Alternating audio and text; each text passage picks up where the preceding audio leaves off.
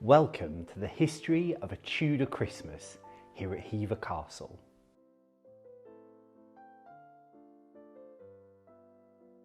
A Tudor Christmas for the Boleyn family here at Hever Castle would have been a time for some serious feasting. At the Boleyn's table, you'd have most likely found a vast amount of meat, chiefly venison and boar, hunted down here in the Kentish Weald.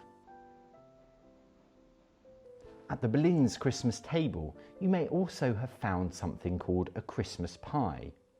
This consisted of a pastry case called a coffin, and inside you'd have found a pigeon inside of a partridge, inside of a chicken, inside of a goose, inside of a turkey. Sounds like a recipe for indigestion to me. On the 26th of December, the feast of Stephen, the Boleyns would have welcomed their tenants into the Great Hall and presented them with gifts of food and ale.